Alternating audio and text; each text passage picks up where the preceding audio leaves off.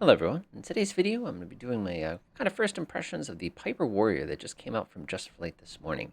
This video is going to be a little bit outside of the usual order that I do things, only because this is kind of a neat opportunity to try something out from the beginning. Another great thing too is that this particular aircraft I have real-world experience with, so it'll be kind of interesting to see just how they compare. So let's go ahead and get started. So first things first, I come inside this aircraft, and visually it looks pretty good. I noticed that everything looks almost like slightly faded, but I think that's just kind of the way that the light is kind of reflecting off of everything in here. It almost is kind of like a gray, but I'm sure you can see that as well. One thing that I like is that we have this little kind of tablet over on this side where we have all the different states in it. Like right now, I'm cold and dark. You notice you've got a little option for the battery. You also have an ability to go ahead and turn your pilot and co-pilot out. Oh, hey, I don't recognize that brand of headphones, but that's all right. I guess she'll fly with us today. We have this great feature that gives us the ability to actually select the fuel tanks automatically. As you know, in this particular aircraft, the fuel tanks are basically going to be left tank, right tank, and you have to switch them every half hour or so just to keep the airplane balanced. We also have this really neat feature where we can select what GPS we have in the middle. I noticed there's the GPS 100, which I fitzed with quite a bit and checked the actual manual. This does not quite match the manual, at least at this time. It will work if you preload the flight plan into it, but if you try to sit here and start mangling buttons, at least I cannot figure it out directly. We also have the option to go with the GNS, the two different types. You probably recognize this style. You can go with a single GNS 530, which puts your comm radios over here. And of course, you go with the option that I recommend, which would be the GTN 750. This is the free GTN 750. If you actually would go on Google and type in MSFS GTN 750, you will find this exact thing. And this is extremely well implemented in this aircraft, and it's my absolute favorite to fly with so far. So anyway, let's go ahead and get this thing started. I'm already loaded up with fuel. Get rid of all this stuff here. I don't need this. I'm not going to worry about this too much. I'm going to go shut it off now that it's all pre-configured here, and we'll get this thing rolling. We'll do a pretty much abbreviated takeoff. Let's see here. The current time is a little bit before the half hour, so I'm going to switch to my left fuel tank. I'm going to come down here, make sure my parking brake is going to be set. I'm going to come down here, go ahead and pop these two switches. Those are my batteries. We're going to check fuel. It looks like we're a little low on the combustibles here, so let me go ahead and fill us up a little bit. And now we're at full tanks on both sides. Delightful. I'm going to pop up the anti-collision light, which is this little guy up at the tippy top. And you know what? Let's go ahead and let's get this thing rolling. So I'm going to set the mixture control here. And I love what they did with this primer. This is so cool. You have to roll the mouse, actually roll the mouse wheel to unlock it. Then you can actually sit here and kind of crank on it directly. I'll give it 3 pumps. It's a pretty nice day outside today. I'm going to go ahead and relock the primer. I'm going to take my throttle. I'm going to crack it just a tiny bit. And, again, this is pretty much exactly what I do in the real plane. Nothing too different. You can actually come over here. All these lights would be all angry and all beeping at you, basically. And we just come in here and I'll get this thing started. Now, of course, this time of year, it's really nice where you can open this little tiny window. But notice I don't have a door on this side. And I hated that in the real plane because you have to kind of climb across everything to get in here. Anyway, clear prop.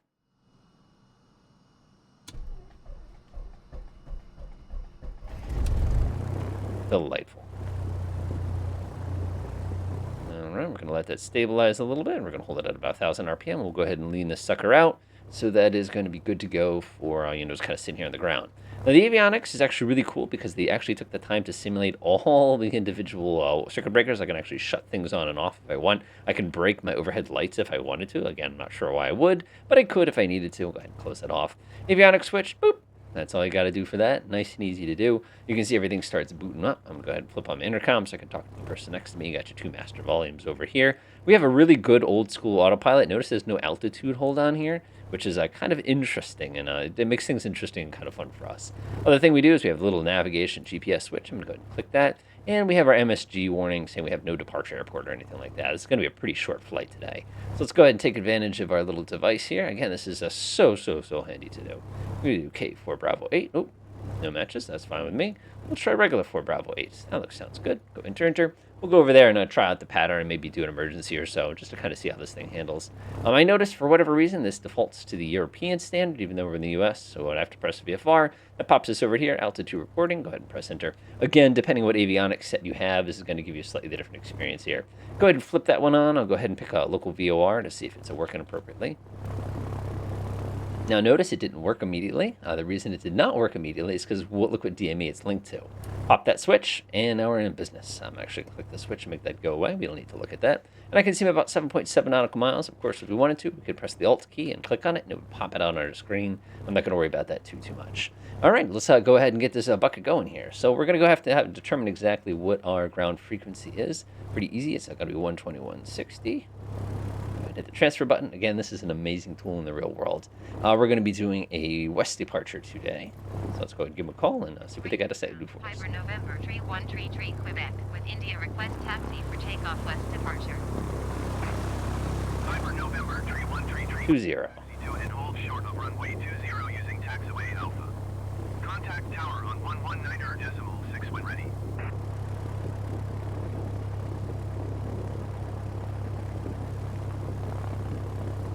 All right, we're taxiing by Alpha today. 20 using Zoom in a taxi little bit. Alpha Piper 33 Quebec.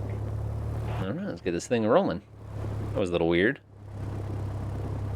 The Alpha is right over here on our right. Okay, I didn't push anything. It just decided to make my head wiggle weird. All right, this is an interesting problem because Alpha is actually through that way. Well, we're going to assume that this is Alpha, and we're going to stay on it. Normally what we would do is we come around here and kind of use this little side of things as our little kind of warm-up zone. Technically, you don't even have to call air traffic control right away, but we're just going to stay on Alpha and kind of swing right around here. Woo, this thing really likes to pick up speed on the ground. Oh my. Slow down a little bit. All right, feels pretty good. Whoa, it's a little sensitive on the taxi too. One of the things I noticed about Pipers in the real world compared to their Cessna equivalents is when you hit those rudder pedals, you have to push them far. There's actually a proprietary system on the Cessnas that allow you to basically, I don't know why it keeps glitching like that. I wonder what that's about. There's a proprietary system on the Cessna that gives you the nose gear capability, and unfortunately they couldn't copy that over here on the Piper. So as a result, you kind of have a different set of rules here. I'm just going to go ahead and pull myself out of the way a little bit. Oh yeah, you can definitely get this thing into a tight turn here. All right, go ahead and pop the parking brake here. Let's go ahead and run everything up, make sure it's working okay. Nobody's behind us. Let's reset our mixture. All right, we went about 1,800 RPM. There it is. We're going to flip this left. It comes down about 75.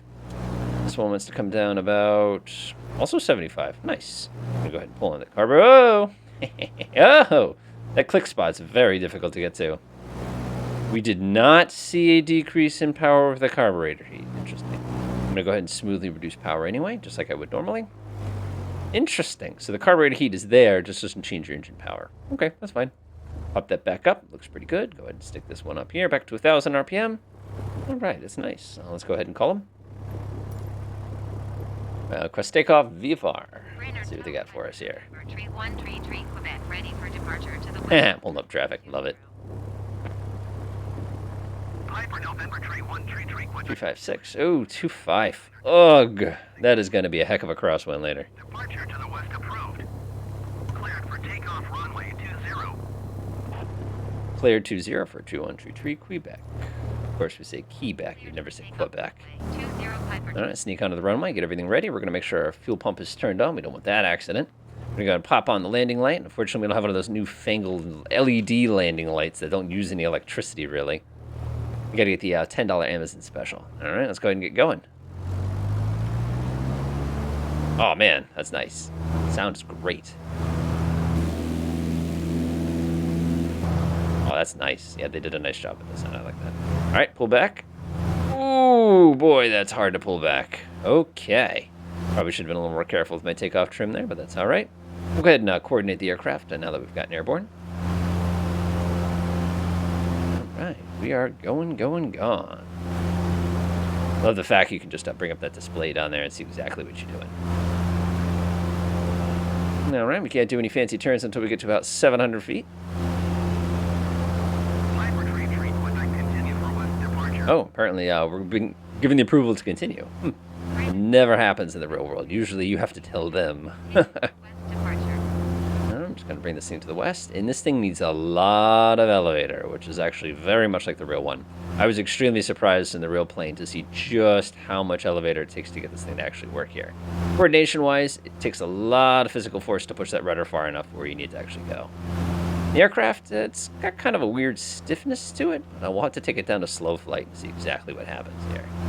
A little bit of nose down trim. We have no aileron trim in this aircraft, but we do have rudder trim, believe it or not. But good luck getting that to work. A little bit. See where we're going. All right, looking pretty good. Altitude today is going to be pretty darn low. I don't think we need to be getting too good. This thing climbs really, really nice at about 75 knots. Of course, you have to be watching for things like engine temperatures and stuff like that, but I'm not going to worry about that too much today. Unfortunately for us, we don't have any traffic display in here, which is kind of a bummer. Again, I got the free version, so you don't get to see the little ADS-B stuff that you would normally see in the regular plane. Got this thing nice and neatly trimmed out, and it is climbing not bad. Not bad at all. Good time to go ahead and give the automatic pilot a try. Let's see, our CDI has been selected. We're going to flip this on, and then we're just going to press the nav button. Notice there's no altitude controls down here. All right, we're continuing to accelerate here. Have a little bit of a chop, but it's exactly what I would expect from this time of year. If anything, actually, I'll turn on the winds, just make things a little bit easier. There we go. A little bit cooler. Notice I still have my little window open. Does it get quieter if you close the window? Actually, it does. I'm going to leave it open because it's hot. It's hot. Yeah, it's a little too loud. You're right. All right, we're at 2,000 feet. Let's go ahead and level off. So now leveling this plane off in the real world takes so much physical strength. Basically, start working the elevator before you get to your... Oh my, you really got to push that stick forward. Now, by the way, I'm not controlling the ailerons here. The ailerons are completely under the control of the actual automatic pilot. Now, one thing I'm noticing immediately is the trim is extremely fast. Like very, very, very, very, very fast. So people who like to pull back and kind of hit the trim and let go, it works perfectly for you. All right, let's get ourselves all crewed up here. We're going to do about 2,400 RPM. It's pretty good. A little bit more downward. So I'm noticing it's a little bit bouncy. Like the initial push, like you get no response, but you get some kind of later on. Like the sensitivity curve is kind of funky or something. We're actually going to lose a little bit of altitude here. Kind of get up on the step, as the old-timer pilots would call it. That's basically when you go ahead and climb above the altitude you need to. Then you go ahead and dive down to where it needs to go. It's a little on the stiff side, but it's not too bad. All right, there we go. Couple taps of upward trim. Now in the real plane, you got to be real careful leaving your hand on the throttle because there's a real tendency to whoops and pull it backwards by accident. So when I was flying this thing, I believe my hand down here where the trim is. This distance, by the way, in the real world is a lot bigger than it looks. So your hand's basically between the seats the whole flight. And obviously be careful with your cell phone because if you lose it down here, you're never getting it back until the plane gets back down on the ground. Leaving my airspace, frequency change approved. Tree Quebec, frequency change approved. All right, so now we're on our way. Let's go ahead and see how well the different instrumentation works here. So we have our little mixture control knob. I'm going to go ahead and start pulling this back a little bit and see what happens to my EGT. I expect that to start slowly coming up, which it is. You can see that needle move just a teeny tiny bit. Let's pull back just a little more. Comes up a little more. Back a little more. Is it going to keep coming up? Looks like it. I'm going to go ahead and pop off the fuel pump here. We don't need it anymore. We're not in danger of losing anything at cruise speed. All right, EGT's coming up some more. Just kind of seeing exactly where it wants to go. I have my mixture control at 66%. That's pretty scary. Let's see what Microsoft decides to do. So Microsoft puts it at 80%. Interesting. I don't think I've ever leaned the airplane off that much. So let's go ahead and test this aircraft with some extreme maneuvers now. Again, we're just trying to get a feel for the way it handles. I'm going to go ahead and disengage the automatic pilot. And we're going to go ahead and see what happens when you try to bring it down a slow flight here. So unfortunately, I don't have a button on my joystick that goes ahead and activates the carburetor heat, but I'm going to go ahead and pause the game real quick. And I'm going to reach over here real carefully and attempt to pull the carburetor heat on. There we go. I'll go ahead and re-unpause here. Continue my slowdown. Go ahead and drop the flaps. Oh my, that requires a lot of elevator action. Like more elevator action than you'd expect. All right, let's get us now way down to slow flight here. I should have no difficulty getting this thing down to about 45. Flaps all the way down. You gotta love the flap handle on this thing, by the way. It is a big metal bar, and it's actually way easier to pull it back than you think it would be because it's got a little spring on it that actually helps you.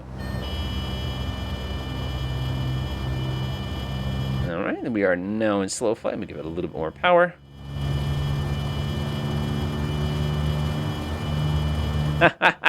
This is great.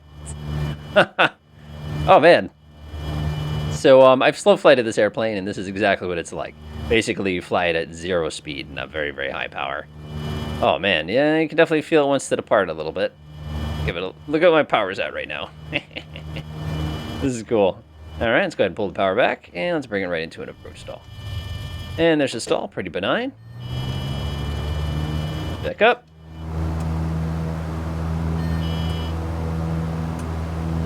and we are out of business. And we're out of trouble. Nice. All right, let's go ahead and test that with the departure stall now and see what happens this time. A lot of right foot. This requires an excessive amount of right foot. And what is it going to do? Wow, that is the most benign departure stall I've ever seen. It just sort of goes, oh. Now try that with the default Cessna, and you'll find that the aircraft will fall out of the sky. Nice. Go ahead and push that nose down, get us back on our little cruise here. Go ahead and flip that one forward, and let's go ahead and continue. So far, I'm happy. The slow flight was very controllable. The stall was nice and boring, like it was in the real plane. The departure stall was a little odd. I don't remember having to use that much foot to go ahead and control it. And like I said, you really got to push the elevators on this thing forward. It's got a strange, less than twitchiness to it, which, that could be good sometimes, but not every time. All right, there we go. Get the thing going. We're going to be at our destination in apparently 1 minute, 47 seconds. It's right off the nose. So as you remember, when we took off originally, we used runway 20. So this, believe it or not, the runway we're looking at, if you look where that beacon is blinking right off the nose there, the runway we're going to be using is basically the one right off to our right. So what I'm going to do is I'm just going to bring the airplane right into a base. Bring that nose up a little bit. And slow down. It's coming down about 500 feet per minute. The traffic pattern altitude here is at 1200. We are coming down though, so I am going to go flip my carburetor heat back on because our power's a little low. We'll go ahead and run the pattern on this thing and see how it performs. While we're at it though, we'll go ahead and test out the slips. I'll use that little white building that's right off my nose as my slip point. Go ahead and push the nose all the way to the right. And we're just going to go ahead and come down sideways here. So now in the real world, pushing this rudder this far requires a lot of physical strength. But it seems to be slipping okay so far. I don't see anything that's untoward, but it's got this weird twitchiness to it that I can't quite put my finger on. Back the power out just a little bit more here. This would be tremendously uncomfortable in the eardrums. And we're going to go ahead and bring this thing right into a base. So it feels like almost with every maneuver you have to apply a ton of trim in order to get the control over it. All right, looks pretty good. We're going to go ahead and bop down our first 2 notches of flaps. We're not going to bother with the maximum flaps in this aircraft because we don't need to worry about that too much. Now, my buddy says 1700 is the magical RPM for this aircraft. We'll see exactly how close we get to it. 1700 is right there. Okay. So theoretically, this should get me just the right combination of descent as well as control. But I can tell you right away, I'm going to have to come right into my final turn here. And we'll try putting this thing on the ground. Now, my buddy would also tell you that it's very, very easy to land this plane. It is very, very hard to land this plane well. It has actual gas shocks instead of springs, which of course means, we're very high here. Which unfortunately for us means that if we do touch the ground, it's going to absorb all the energy of our bad approach, which means that could be control issues. Now, we're dealing with that crosswind, running out of elevator control pretty quick here. Got a bit of a crab angle in. Like we said, we're going to be dealing with that crosswind today. Right over the main street. There's actually a fence there. You can't do this in the real world. All right, let's go ahead and pick the nose up. Whoa, there's that weird sensitivity again, like when you pull quickly on it. We want to land as evenly as possible. Quick right foot. And we are down. Flaps come up. Full power. And we go ahead and slap up the carburetor heat too. Come back up to our 55 knots. And we are on the move. All right, initial thoughts with that one. Yeah, you definitely have to work the feet like you'd expect to have to work the feet. But like I said, it's a little weird. Flaps feel pretty good too. All right, let's go ahead and finish up our little pattern here. We'll go ahead and zoom in. I'll show you a great trick with the GTN here. I can actually zoom in like this. And you can see very, very clearly exactly how far along you are in your particular pattern or something like that. So again, like I said, TPA here is 1,200 feet. So we're just going to kind of sneak up using about 75 knots is usually a good speed. Again, we want to make sure everything's ready to go. We should probably flip down our fuel pump just in case. Yeah, man. Like I said, it's got that weird twitchiness once you start pulling the controller back, but that might have something to do with my sensitivity. All right, let's go ahead and get this thing going. Now, I'm noticing when I'm turning, I'm not having to use any left rudder. If anything, I'm having to use a little bit of right rudder, which seems a little weird, but that could also be just the bubble physics inside of Microsoft more than anything. All right, we're just going to come swing around like this. Go ahead and level off for a crosswind leg here. Look out the window, and we're going to come just a little bit further out. That looks good. Come down our downwind leg here. Looks pretty good so far. And again, it's smooth other than, like I said, once you start pulling the controller back really far, but like I said, that might be a function of my own sensitivity as well. I love the fact that in these aircraft, you can actually look out the window and see exactly where you are in the pattern. Oh, that's nice.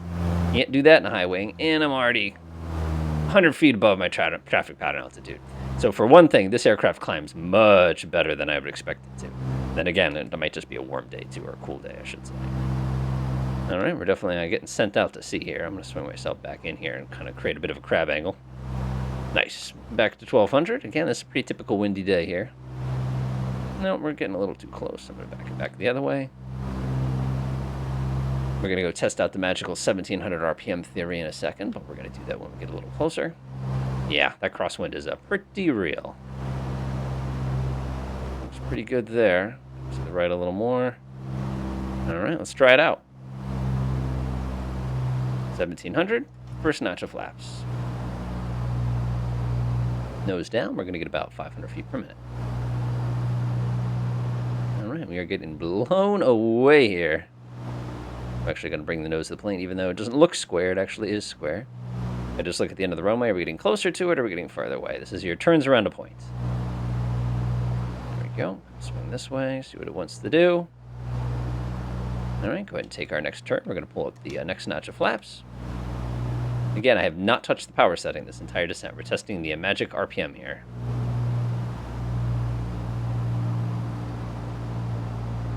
Looks pretty good here. I'm a little carried away here, but remember the wind's coming out of 285 here, so basically I'm getting blasted in the face with it at the moment.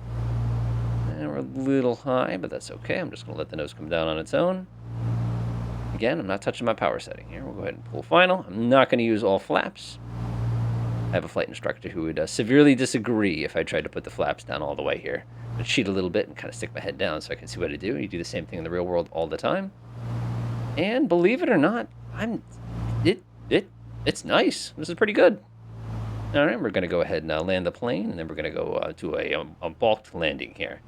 So I'm going to pretend I'm coming in for landing. Again, don't forget to use the carburetor flaps. Carburetor heat, 70 knots is magic speed. We'll switch over to a wing low approach as opposed to using one that we had before, which was a crab. Yep, you need a lot of left foot. That's actually fairly authentic. And go around, full throttle. Nose is going to come up. We're going to smoothly return flaps. Trying to get ourselves right back up to the correct speed. Don't forget to kill the carburetor heat when you do this. Milk the flaps, hold it okay, and we're on our way. Excellent. Okay, so that's about what I expected it to be. Again, you have to really, as you can kind of see, let me put the controller back. You really got to pull this thing back in order to get it to work. Which, I remember this being really stiff. I don't remember having to go like this to do things. But again, it's just the way that the sensitivity works. All right, let's go ahead and take ourselves back to Hartford, land it, and I'll go ahead and have some last thoughts here. Again, I find it a little weird that I have to use my right foot here in order to keep the bubble centered. If I actually let go of my rudder pedals, do what it's doing. It's just weird.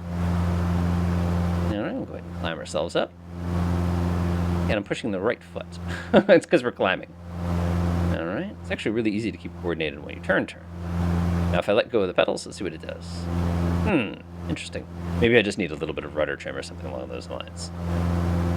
Checking everything out. To the right just a little bit, and we are back on our way. So far, so good. It's like I said, the controls are good. The landing is very smooth. Again, I don't have a lot of time in this particular model because it came out literally this morning, so I'm still kind of learning it as I go. But it does sort of feel like what I remember. So a couple of the things we might as well do is we might as well go ahead and do an instrument approach too to see how nice and stable it is in that regard. Unfortunately, our only instrument approach into Hartford is not going to work out so well because it's an LDA approach, which is nice. So it's actually going to be easier if we just kind of go up north and fly one of those instrument approaches, probably into Bradley there. So let's go ahead and get this thing all nice and trimmed out here. Great and easy way to do that, by the way, is all you do is you kind of set your general heading here, flip on the heading hold as opposed to the normal mode. Heading hold on. And I'm just going to kind of trim it down just a little bit. There we go. Now we can come over here and concentrate on that while the aircraft is being controlled. All right, looks pretty good. We'll go ahead and activate that. Zoom out. And you can see it selected Hartford as my initial position. You can't have everything, right? Come down with the nose a little bit here. It seems like really want to climb here. There we go. Looks good. Remember, there's, like I said, no altitude control, which is actually completely authentic. So the runway, of course, the wind today is coming out of 285, which is going to be a runway 24 approach. So I'm going to go ahead and bring us around. We'll go ahead and load this into this one. Back, rock, approach. We want to approach. We're going to runway 24. We'll do a standard one of these. Kibby transition. That's another one we got. ILS 24, load approach and activate. Sounds good. Go back to the main menu, go to the map option. We're going to go flip on the navigation hold mode. And if everything works, this aircraft should immediately start making its way over to Kibby directly. Now, another cool thing that I really love about this is you can actually customize the different screens here. Like right now I have distance and ground speed. You could actually go to the menu and you can change all of these. You can even go like highlight mode and everything like that, which makes it a little bit more obvious in the actual screen. There are so many things, and there could be about 1,000 different tutorial videos explaining how they all work because they're so sophisticated. I'll see you guys when we get a little closer to the approach. All right, now we're just about ready to start our approach here. We're a little bit below the normal glide slope. Now, one of the neat things is we actually have the ability to go ahead and change this directional gyro out with an HSI. I can actually pop over here, go over to this one, flip it on real quick, and we can actually go to an HSI.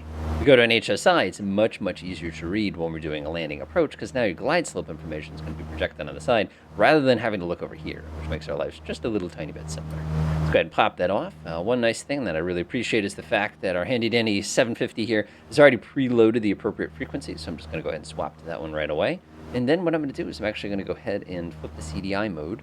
Before I do that, though, is you want to make sure you shut off nav mode first, then swap to the correct mode. That's just kind of one of those little quirky things that you're always going to bump into every once in a while. We'll spin the sucker around. You can see that APPR has been selected, which is what we want. All right, I'm going to go ahead and straighten ourselves out here. To heading hold mode. We're now going to go ahead and change the CDI mode over to the regular one. You can see I've picked up some information for the ILS already. Now I'm going to switch back to navigation mode, and then I'm going to press APR. So now the aircraft is on automatic approach. Looking off our nose there, it's very, very clear where the end of the runway is. Pretty good distance. Let's see if our DME is reading okay here. 27 nautical miles. Oh no! The reason this is so high is remember we switched to the other one.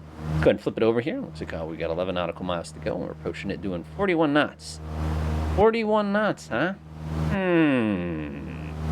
That's a little bothersome, because I'm pretty sure we're doing a little bit better than 41 knots. I mean, there sure is a headwind, but I didn't think there was a headwind that strong. Let's go ahead and increase a little bit of power here and see if that's maybe just some kind of visual glitch we're not sure of. Now, one thing we should be able to do on the DME is we should be able to go pop, pop. Interesting. I can actually change this. Use a different DME frequency. Let me see. Oh, yes, you can. Now it's working okay. Of course, now I'm doing 4 knots instead. Can't win them all, right? All right, looking off the nose there. Everything's looking pretty good.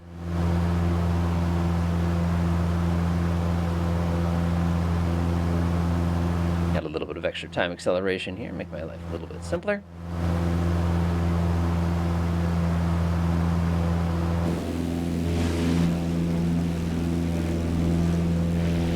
Everything is a golf course, I swear.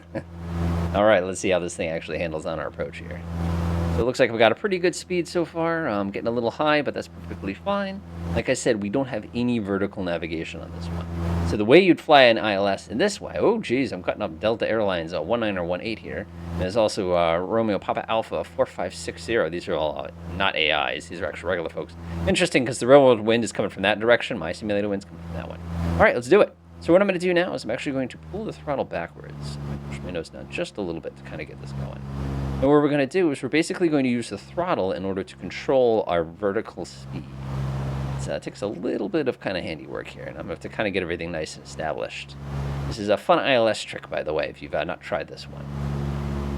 So let's see here. I'm getting about 500 feet per minute. That's a little too fast. I'll push those down just a little bit, and again, I'm just reducing throttle just enough. Go ahead and get that carburetor heat on again. Pretty good. We'll go flip on the landing light, which we never shut off, which is all right because we're going to pretend, like I said, it's one of those fancy LED ones. All right, so I can see that I'm starting to show up on the ILS. So what I'm going to do is I'm just going to pull it back just a tiny bit and just increase throttle just a touch here. So let's see here. We're now pretty much squared off here. We seem to be getting a little high again, but that's all right. Just back the throttle just a little bit. And we're going to let this thing come down nice and easy. From looking out the window, it looks like we're a bit on the high side. See, we're getting the magical 1700. Now we're closer to 2000, but that's all right. All right, I'm going to let it kind of settle and see what it wants to do. Again, I'm not touching this at all. My hand's not even on this control. I'm just playing with the power in order to get it where I need it to go. See, it looks pretty good. Starting to slow down. Now watch the needle slowly start making its way upwards. And again, we're not even touching the elevators here. course, on us, we don't have an elevator. We have a stabilator. Look at that. Right on. So now I can just come down here and just increase the RPM a little bit. And we should be able to hold this particular glide slope without actually having to fit any of our other controls. Just a neat trick. Looking pretty good. It looks like we're about to get front-ended by somebody else here, but that's all right. This is so cool. My hand is literally not on the controls. And I can see we're starting to get just a tiny bit high here. So what I'm going to do is I'm going to pull just a couple RPM out. We're going to make our way down. Again, good time to go do our last-minute checks. We're going to make sure we're on our fullest gas tank here. It looks like our fullest gas tank is definitely the right. So we'll flip this over to the right fuel tank. We're going to make sure our fuel pump is turned on in case of any emergencies. Obviously, if you need to go around in a hurry. Looks like we are perfectly on glide slope. But again, notice I have not touched this. Yeah, we're going to have to come up. I'm starting to get just a little tiny bit low. I'm just going to increase the throttle a little bit. Again, this is how you make a nice and smooth approach. Yeah, getting a little low. I'm just going to increase my throttle. We'll go up to about 2100 RPM. Seems to be the magical one for today. Excellent. Now watch this. As soon as we do that, this aircraft is going to come right back on. Perfect. Now we'll drop it back down to about 2000. Delightful. Nice and long and slow approach. Good thing we have this button.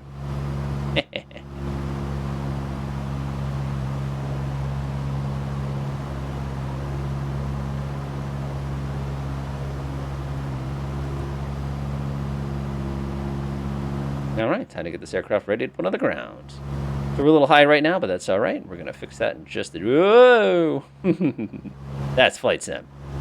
We are well within the white zone. We're going to go ahead and push the 2 notches. We're going to go ahead and kill the automatic pilot, and we're just going to go ahead and bring this in by hand. Now, man, this feels extremely weird bringing an airplane this small into a runway this big, but that's fine. Nose down a little bit.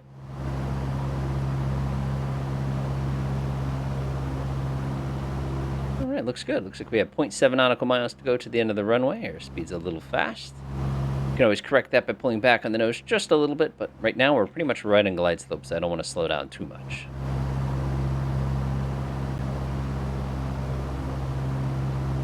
Looking pretty good, looking pretty good. Oh, he's going out to Philadelphia. You have fun with that flight. This is not the aircraft's fault. This is completely Flight Sim's fault. And there's that crosswind again.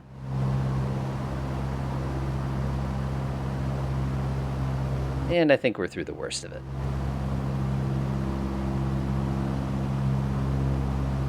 And look at that. We're right on glide slope. Our speed is almost perfect. We're at the magical 1700 RPM. Now we're at 1900, but that's all right. Bring us slowing down just a tiny bit. There's a good old runway 24. Put the sucker right on the numbers. Go ahead and cut the throttle early.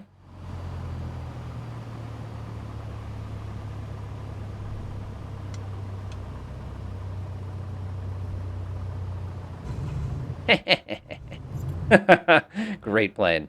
All right, folks, hopefully you enjoyed this video. My general comments is seems to have done a pretty nice job. It feels fairly authentic. Again, I can't tell you because I can't tell you what the control forces actually are. I notice based on my sensitivity, it's slightly weird. You get this kind of like touchiness when you get to this. The systems are exactly where I expect them to be. I mean, I love the way the switches work. Everything's got the nice clunk noise. Sound-wise, it's pretty good. Visually, like I said, the cockpit's got this kind of like, you can see it too, maybe. But that might just be a function of Flight Sim. That's really what I think of. And one detail I did not show you is this gorgeous visor, which in the real world you're going to be using all the time.